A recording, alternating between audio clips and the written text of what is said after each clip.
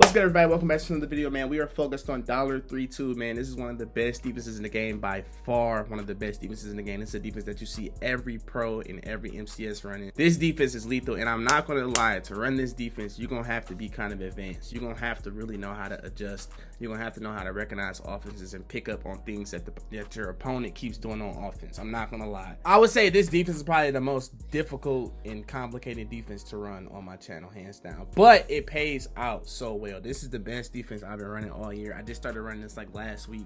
It's a crazy defense because I hated going against it so much that I had to learn how to get into it. So we are in the 46 playbook. You can run this mainly out of Kansas City. In 46, I just love 46 defense, so I'm gonna run it out of 46. And you see right here, $3-2. The first thing you want to do is make sure that you know all your safeties are on the inside. Mainly in MUT, you know, you can put all your safeties on the inside. This defense cannot get weak box. It's probably my favorite thing about the defense. Is it's not going to get weak box even if all your safeties are on the inside. Right here you see I don't have all my safeties on the inside because it's not MUT, you know. So many DBs on the field that you know it's going to be some limited safeties that you want to put on the field. Like right here I got this 6'4", 88 speed linebacker on the field. The 4 plays we're going to be running out of is pretty much cover 4 drop spinner. You see we got cover 3 buzz spot, but I don't really want cover 3 a lot because I pretty much adjust myself into a cover 3 with my own adjustments. And the last one we got is DB fire 2. So we're going to come out going over DB fire 2 and we're going to go against bunch. Right here we're gonna start off against a simple mesh spot, and the reason why we starting off against mesh spot is because when I run DB fire 2, I usually run this in like short down situations on like a 4th and 2, 3rd and 3, where you trying to pick up a flat or something, you trying to throw it to your running back real quick. This is really good because like you can see on the right side you got 2 soft squats, and these adjustments are pretty simple right here in this DB fire. What I'm gonna do is here just baseline press and play underneath because those right side corners are going to be playing hard flat. So you see right here Zeke Elliott has a wheel route that he's going to be on, and they're going to pretty much play it pretty well because they're already in a hard flat. And one thing I like to do too is kind of move my safety over some just in case that go route goes out on the left side of the field, and this is pretty much going to play any go route outside the number. Same thing over here. Now one thing I do know is that when you play in the cover 2, the weakness is always going to be kind of the deep middle of the field because those 2 top safeties are playing everything outside the numbers. You're going to have to watch the middle of the field if you're going to decide to play this defense. When I play this defense, I'm telling myself, watch the middle of the field. Anything that comes to the middle of the field is going to be me. Anything that comes to the middle of the field is going to be me. And pretty much this defense right here, I'm gambling. I'm banking that these DBs, my D-line going to get to this quarterback because I'm sending 5. And it's really like I'm sending 6 because I'm bluffing like I'm sending 6. So like I said, we're going to get some mesh spot. You see Michael Gallup is on that post route, but I know that I'm going to have to watch the middle of the field like I keep saying. So we're gonna call it, I bluff, and I come right back to the middle of the field. And if you threw that, I'm there. If you threw one of those flats, I'm there. I'm gonna just double back and be right there. It's gonna be a gain of 2, incompletion, maybe an interception if I keep seeing you do it. So DB fire is really fire for like short down situations, bro. It's really simple adjustments. So showing y'all again, all I'm gonna do is baseline, press down, hard flat. No, I gotta watch the middle of the field. If I got time, I'm gonna move the safety over to the left some to make sure he plays the outside numbers on the go route if there's a go route. And boom, the pressure gonna be there, man. Pressure gonna be there. Pressure gonna be there. We there. So like obviously you don't want to keep blitzing, bro. Like you're not gonna keep blitzing every single play. So I would do things like, you know, play the same thing, baseline press. But I'm gonna take these 2 nickel cornerbacks, you know, because eventually they're gonna start picking up the blitz. You're not gonna keep coming in free every single play. It's designed for you to like a surprise blitz and just go get them. You know what I mean? Right here we're going against verticals. Right here we got the running back manned up.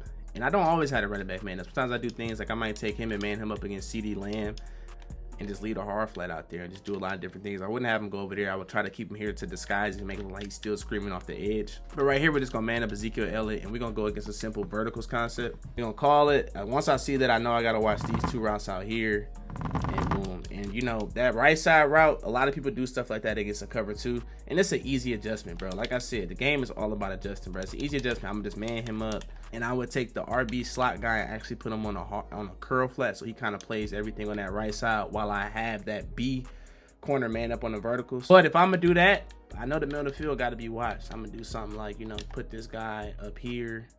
And if I do that, then I might end up just putting this dude back on the vert hook. You gotta adjust, bro. Like this is gonna be perfect for verticals. So yeah, like I said, this is mainly a good play to run stock against like a 3rd and 2, 4th and 2 when you're trying to gamble and get a stop trying to see some heat. It's a beautiful concept to run. Next, we're gonna be getting into spinner right here. Now spinner, I honestly really like spinner because it's such a gamble and I really love to gamble. So like it's a lot of looks I can send out there. I mean, you can keep it stock and just be very careful what you do. So like for instance, if you keep it stock against a verticals route, it's beautiful to keep stock, honestly.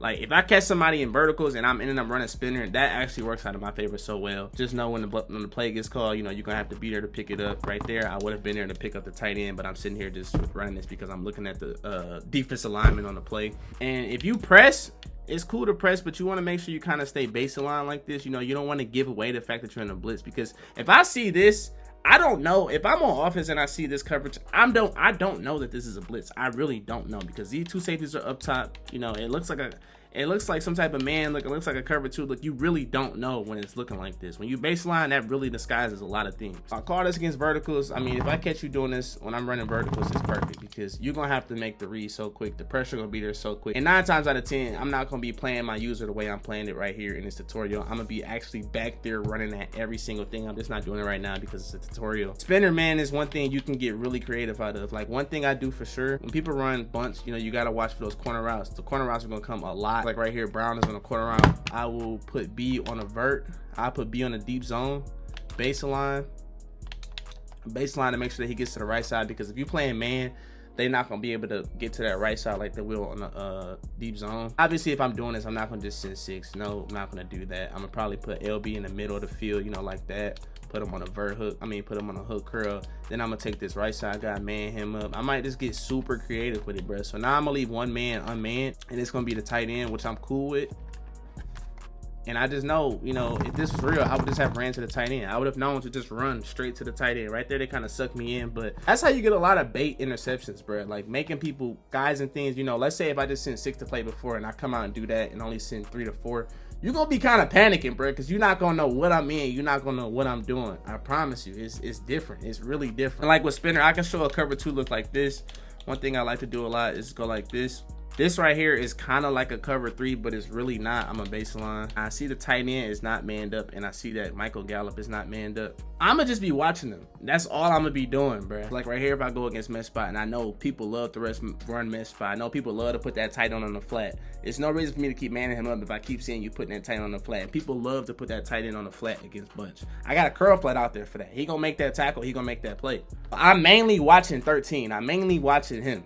That's the guy that I'm mainly watching. So yeah, man, I ain't gonna show y'all everything I do out of spinning, because it's hard to break that stuff down. It's hard because it really depends on what your opponent does. Just know you can run it stock a lot. You can adjust out of it a lot. If you really know what you're doing, you're gonna make some crazy adjustments to it. Like it's a lot of things you can do. Like I do stuff like this all the time. It's so many things you can adjust out of this, man, and it's very difficult to like guard out of the line of scrimmage. I don't know why the quarterbacks keep running up the field immediately as soon as I hike the ball. Now I'm gonna show y'all cover for a drop, but cover for a drop is good, but it's not as good as it could be if you was to run a match. Now there's no match that you can run out of Kansas City playbook or out of 46 defense. You can't run match out of a cover for a drop show. You can it's only going to work the best if you run it out of a quarters look. That's the best way to run match, especially in a cover 4. I'll still show y'all the cover for drop contains. I still most definitely run that a whole lot, and I'm gonna show y'all against tight, because when I see tight is when I usually switch to this a whole lot. Against tight, you know, a lot of people love to have those